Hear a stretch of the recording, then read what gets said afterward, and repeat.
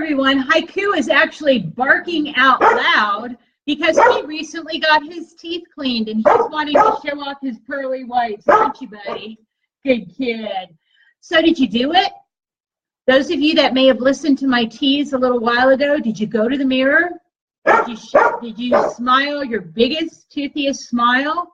And did you look at yourself pleased that you've actually been taking good care of your teeth? But did it make you think, have I been doing the same thing for my best friend? February is National Pet Dental Health Month, and it's important that we take care of our pets' teeth just like we do ours. A clean mouth may mean a healthy pet. Hey, Barbara, glad to see you're here. I'm Paula as well. Thanks for joining in. As I was saying, Haiku is barking out loud because he recently had his teeth cleaned and he's feeling like $1 million. Anyway, what I want you to realize, okay, sweetie, now mommy wants to talk. No, he's going to still talk, but that's okay. It's all about the dogs and the cats anyway. If you don't brush your pet's teeth at least every other day, tartar builds up. Basically, the bacteria, the saliva, and the food in your mouth forms plaque. You have 48 hours to get that plaque off their teeth until it turns into tartar.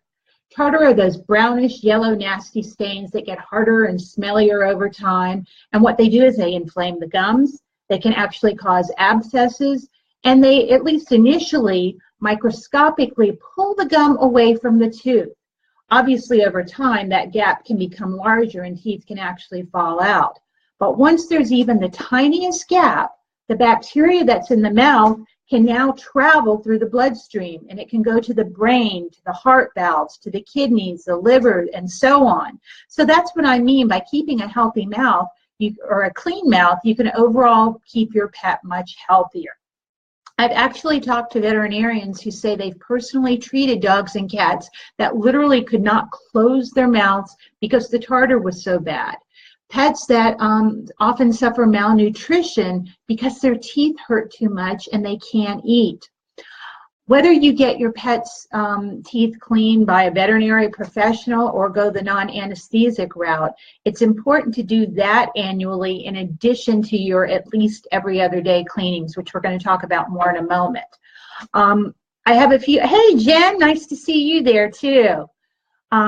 I have a few things to say about anesthesia-free, and most of them are good if you find the right person. People, and I'm not, discrediting anybody, but I'm just asking you as conscientious pet parents to do your homework. It's so easy in the pet industry and others as well to print up a business card, print up a sign, and go into business. But does that mean the person's qualified? Especially when they're doing something for the health of the pet. So really, investigate and find out their training. I'm going to share a little story, not to pat myself on the back, but just to kind of give you, an example here, in that many years ago, I took a 3-day class to learn to clean dogs' teeth. I never wanted to do it as a career. I was just trying to learn more about the teeth and how it fit into the whole health and safety scheme so that when I share information with you, I feel a little bit more educated. Well, I was the only one in the class that got 100% on the written test. The others didn't even come close. And at the end of the class, each of us had at the very most cleaned 2 dogs' teeth, but we all left with a certificate saying we were certified in teeth cleaning. Well, I personally didn't feel any more ready to go out in the world and start cleaning teeth than I'm sure any of the other people who didn't even do as well as I did. So it's just a great example. And I mean, everybody has to start somewhere and get that practice. But before you let somebody put, scraper to your pet's teeth, you want to make sure they're well qualified. You want to make sure they're coming at a place of calm, just like you should be when you're brushing your own pet's teeth. And you want to make sure they have the skills to know what to do if something goes wrong. Realize in some cases that tartar may be the only thing holding that pet's tooth still in if it's a bad scenario. Also, even if the teeth aren't terribly in need of cleaning, there can still be bacteria that gets knocked off the teeth through the cleaning and then swallowed by the pet. So the pet might need antibiotics. So it very often is advisable, even when you go the non-anesthesia route, that you have it done at a veterinarian's office so that if the unforeseeable happens, you can still come to your pet's aid. Hey, Scott, thanks for joining in. And let me give a big shout out to Roxy for her birthday today. Bow wow, wonderful birthday wishes. So yes, back to that. Now, I know a lot of our veterinarians really think they can do a better job under anesthesia, and that may be true because the pets are, you know, laying calmer. They can actually get under the gum line. What I always say is if you're going to have your pet's teeth cleaned by a vet and, you know, they're going to go under anesthesia, number one, you want to make sure your pet has a full blood count done first. What they're generally looking for is to see the function of the kidneys and the liver, because if those two organs are functioning well, then your pet has a real good chance of being able to flush the anesthesia out of his body afterwards. So that's a real important thing. And also, if you're going to do any anesthesia, maybe you can couple it with something else. Maybe when the doggy needs an x-ray or the kitty needs something else looked at, just so you're, you know, I don't want to say getting the bigger bang for the buck, but really using that anesthesia for multiple purposes, so that it isn't just like, you know, the anesthesia just for the teeth cleaning. There are some fabulous anesthesia-free vets, and before I left California, my dogs would visit them twice yearly. I really had great faith in them. They allowed me to sit there with my dogs while they scaled the teeth, and they did a really good job. It's so important that you know some different things about this too, though, when you're searching for anesthesia-free or even your veterinarian, and that's that they absolutely polish the teeth afterwards, because sometimes grooves are going to get made, and if the groove is in there and it hasn't been polished, it's much more likely that the plaque, then the tartar, then the bacteria is going to stick to the tooth there and even groove itself in further. So some real important things to know. My anesthesia-free friends in California, actually, I think her sister is now in Tennessee, so maybe we're going to conspire and do something together one of these days now that I'm a little closer to her. But they actually had a Labrador at one point in time whose teeth were so bad the dog wouldn't eat, and if she tried to eat, she would actually vomit. And they very carefully, kind of in a fear-free fashion, without that being the term back then. It's so funny that's on my mind because I just did a phone interview with Dr. Marty Becker, and you'll be hearing more about that as well with fear-free. But it was just, you know, the kindness, the bedside manner, the being calm, and they performed that anesthesia-free cleaning of the dog's tooth. And my friend said that the dog just lay with her head in his lap, and it just felt like he was being helped. And, you know, in just a few days, she started eating whole pieces of steak and vegetables. And in 3 days, she gained 3 pounds and was just back to her perky self. So, see, having a problem in the mouth and with the teeth can really affect other health conditions as well. So the number one thing all of us can do, besides feeding a good diet and reading those pet food labels, knowing what we're giving our dogs and cats, is to brush their teeth at least every other day. Do it when you're in a good place, when you're emitting calm, happy energy, because this is already stressful for a pet that hasn't experienced it before. It's stressful for you too. You don't want to get bitten and you don't want to hurt your best friend. Sit down where you're comfortable and where the pet is comfortable, maybe favorite blanket, catnip toy nearby, you know, something enticing. And for the first few times you try this, I would just get a little cup of non-sodium chicken or beef broth. Dip your finger in it, massage the gums. Dip your finger, massage the gums. Don't let them chew on your digit here, but let them know that having your finger in their mouth is a good thing and it actually tastes good. You then may want to advance onto one of those little finger brushes, or with kitty cats, I always say it's a good idea to have the brush with the handle on it. It just makes it a little simpler and safer for you. But use species-specific toothpaste. Do not use human toothpaste. Ours contains detergent. That's why we spit. Our dogs and cats won't spit. I think camels and llamas spit, but it's not because we're brushing their teeth with detergent. So make sure that you have species-specific toothpaste. It comes in quite a few flavors, actually. You may have to buy all 4 or 5, whatever there are, and find out which one your dog or your cat likes best. But it's really worth it with the enzymes to do a really good job. Then you don't even have to have their mouth open. It can be shut, but you're going to lift the lip. And you're going to start over here, back here on the molars and premolars, and 30 seconds all the way around to the front.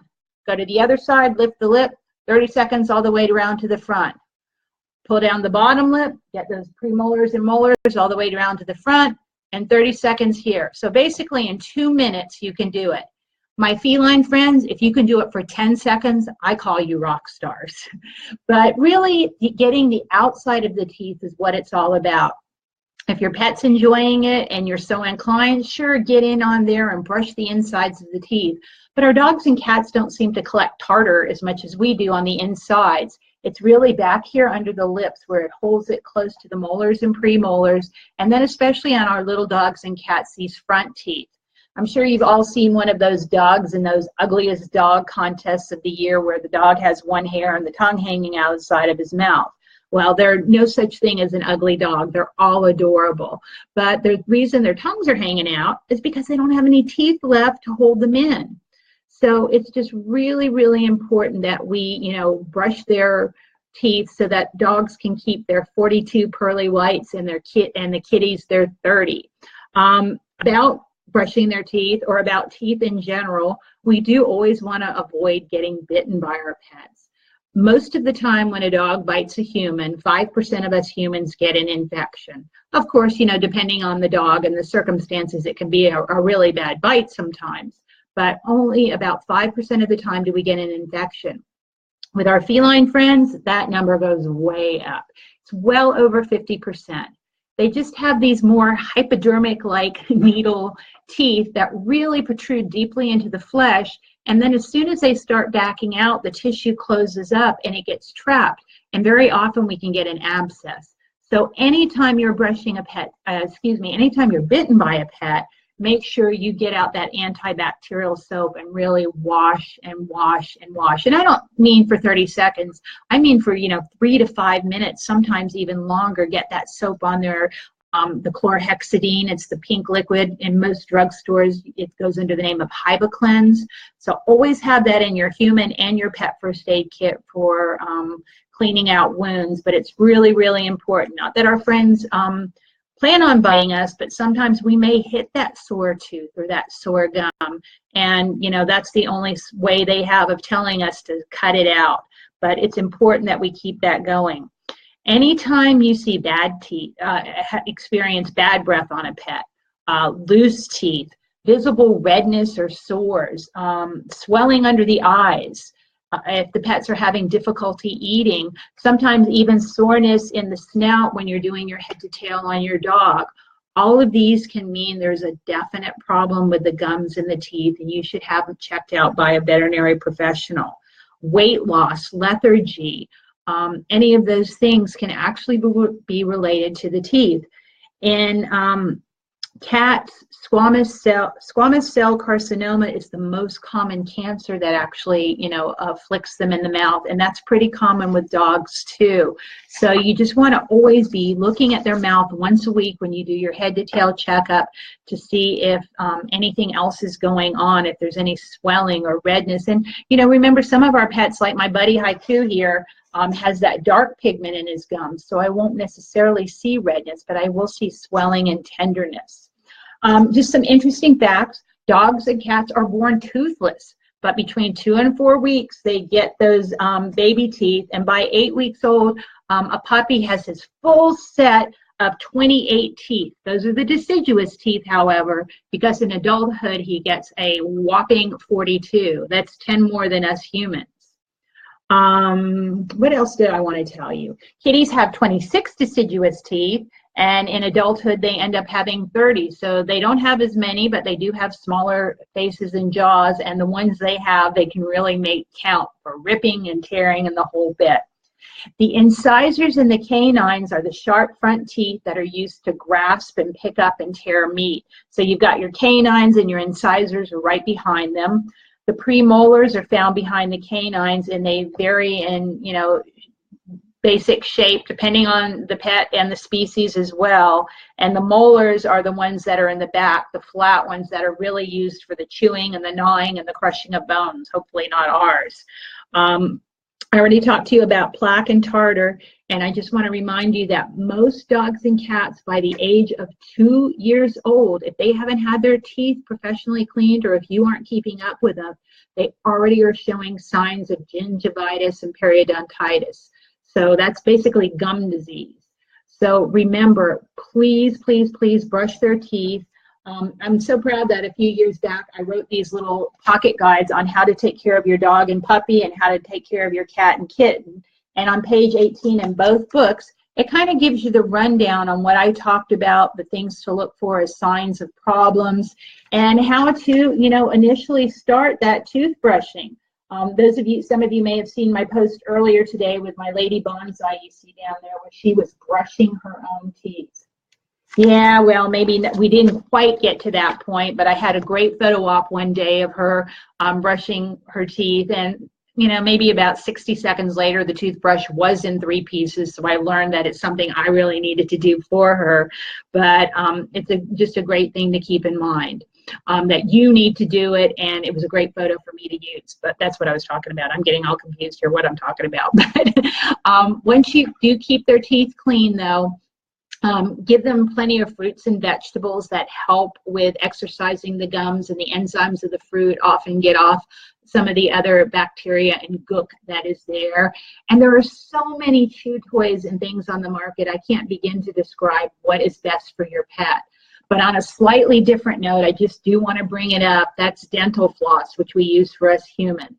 Please be so careful when you're done with it to throw it away in a garbage can that has a lid on. Cats in particular are choking on it because, you know, it still has a food taste or smell, or maybe even some chunks of food in it, and dogs can do the same. And it can wrap around their tongues, or it can get rolled up in a ball and become a choking hazard. It can really be a problem. So make sure the things that we're using for us humans don't become a problem for our pets. With that said, I'm going to let you all enjoy your first day of February here today. We're expecting a storm here in the Georgia area. I don't know what everybody else is doing. Let me ask you, how many of you actually have attempted to brush your pet's teeth? Give me a thumbs up or something in the comments if you have. And I just want to remind you that although February is National Pet Dental Health Month, it's something we really need to think about 365 days a week. No, 365 days a year, 7 days a week, you know, for our pets' sake. So, you know, give them good things to chew on. None of those cooked bones, because that can actually splinter and pierce. One of the things I've heard that's amongst the worst things for our pets' teeth, dogs, is horse hooves. You know, you can buy all kinds of body parts in some of these pet stores, pig's ears and rawhide chews and all those things. Antlers, but I think antlers are pretty hard, but even harder are the horse hooves, so I wouldn't advise those. Dogs actually can chip teeth on that. So I'm going to sign off for now. I look forward to seeing you next Monday at 11 Eastern, and in the meantime, I hope some of you will have told me that you are an aficionado at brushing your pet's teeth, or it's something you're going to really check into and make it a goal for 2018.